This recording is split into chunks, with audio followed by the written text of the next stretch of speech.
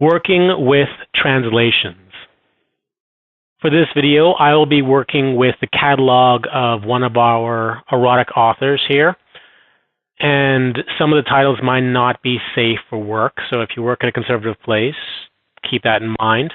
But I'm sure that once you see the catalog, you'll understand why I chose to use it as demonstration for translations. The first thing you're going to do if you're working with translations is set it up in the background. So if you go to Pub Assistant and then click on Setup, the first thing you'll do is go to Languages. This is where you enter all of your languages, and this is the catalog that I'm talking about. We have English, French, German, Italian, Japanese, Portuguese, Spanish. And if you wanted to add any more, you would click on the drop-down box, find the language that you're looking for example, Danish, and hit Add Language. I won't do that now, but that is how you add it. So moving on. Next, you would go to Author.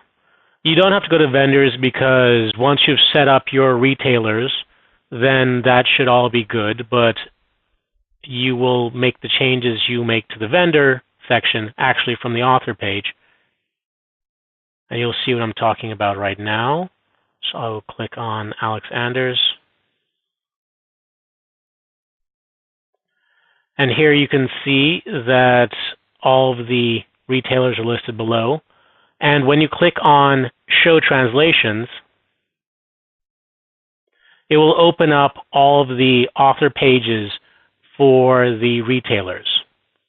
Amazon is the only one that has official author pages in separate languages. And the way you would add that is by finding a language in the drop-down box there. Let's say we're Italian, and then you would just type in the URL for the author page here, and then click Add Site. And that is all you'd have to do for that page. I'm moving on.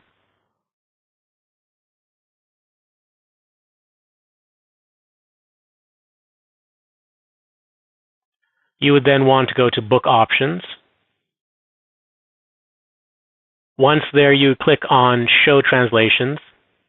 And this is where you can enter in the translations for all of your genre names. So in English, it's BBW, which stands for Big Beautiful Women. But in German, this is the translation. This is not provided by the system. This is something that you would have to provide either from your translator or by using Google Translate. And you can enter it for each of the languages that you have. So I'll just scroll down so you can take a look at it. This would be BDSM, family stories, and so forth. After that, you have the advertisement section. If you work with multiple translations, then you're going to have advertisements in different languages. So here is advertisement 1, which is used for the official website for Alex Anders, and it is for English.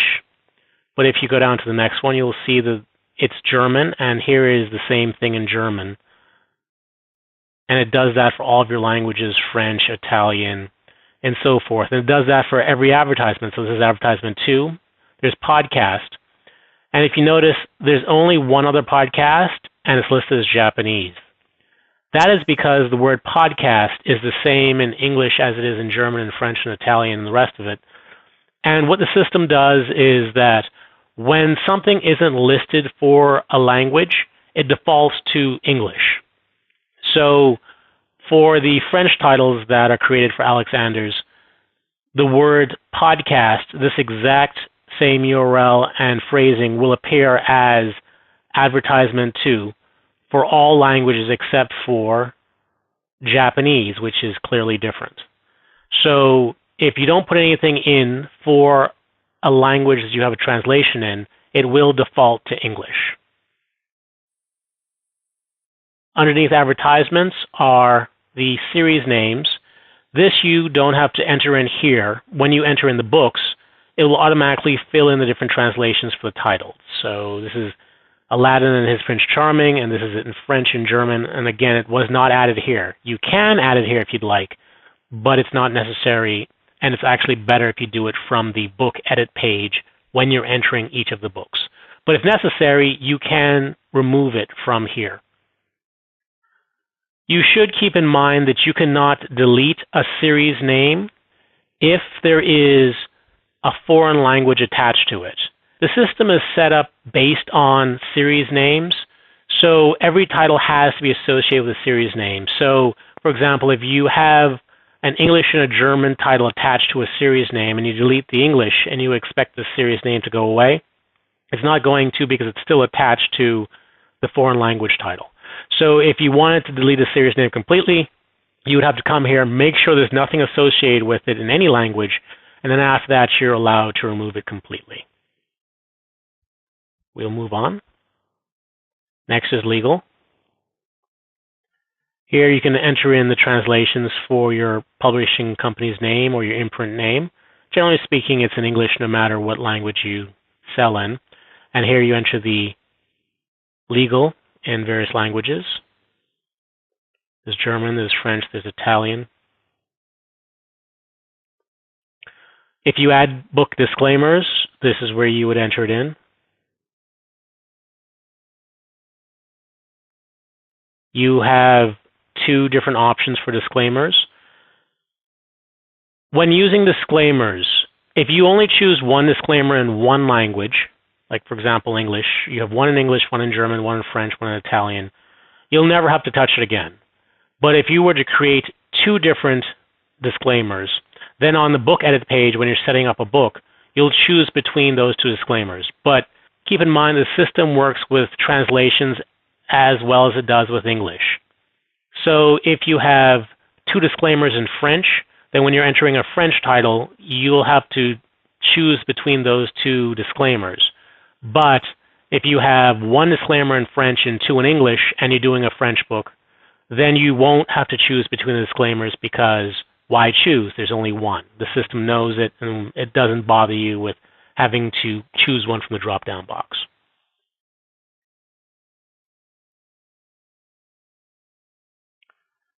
Here's Smashwords. Generally speaking, we don't translate the Smashwords into various languages.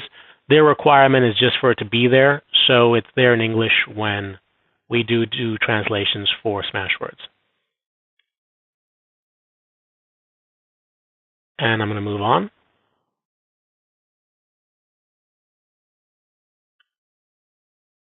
Let's take a look at layouts.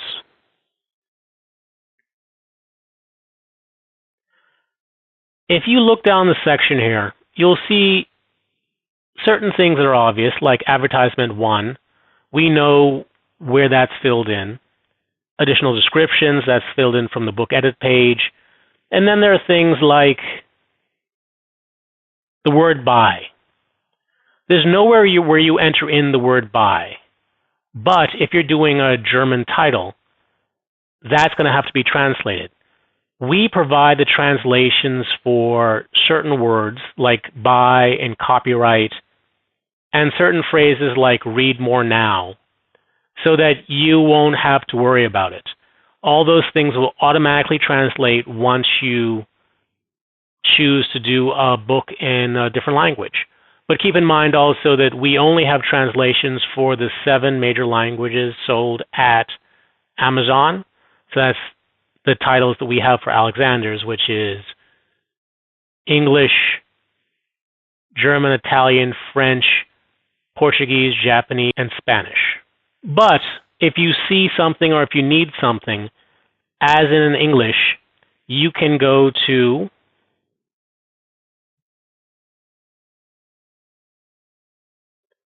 the layout extras,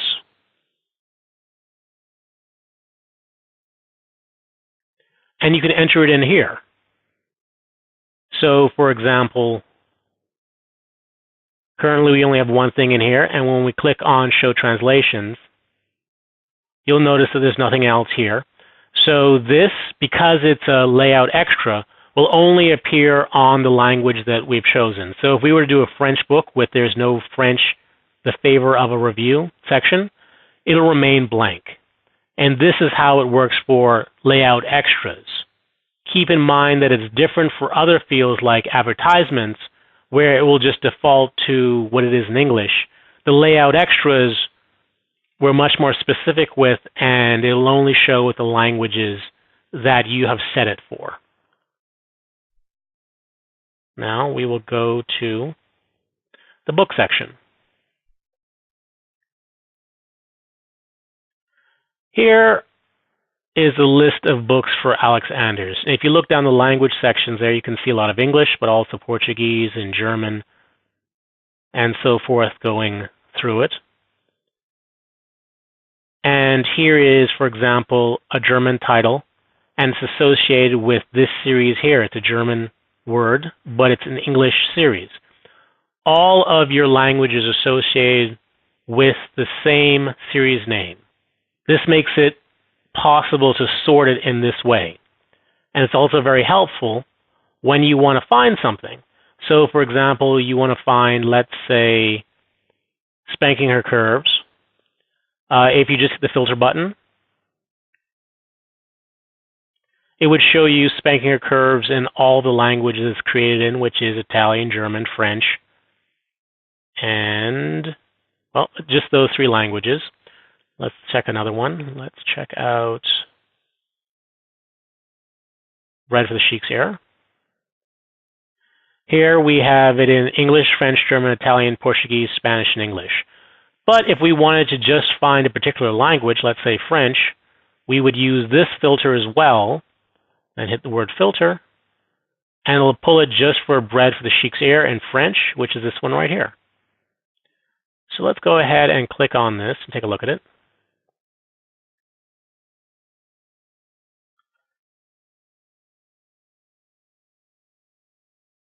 Just taking a quick look, you can see the language here has been chosen to be French. You can change it at any time, but once you create the book, you enter that into that information. The series names are always in English, so when you do a drop down, you will see that the names will remain in English and in alphabetical order. After including the series name, you then write in the title in the proper language of the book. Any subtitles will have to be in that language. The author name, of course, will remain in English. The genre will be in English, and when it puts it as a category in the back catalog, it will change the phrase to the French version, let's say.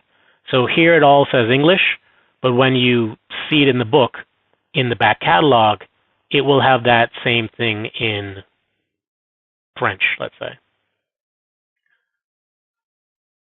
The description is written in French, the additional description.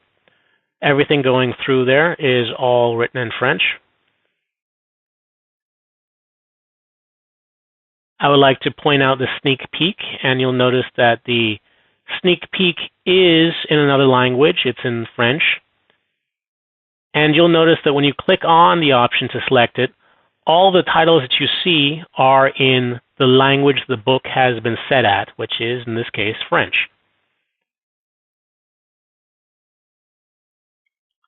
The advertisements are in English, but when they appear in the book, they will be in the language chosen. And these are specifically the links to the books in that language. Everything is specific to the language, of course, including the cover and all of your tags.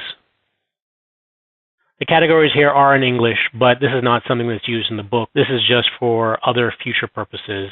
For right now, they all remain in English. Now let's take a look at the book in the preview. Let's use a link. Let's choose the Amazon link, and let's look at it in the preview.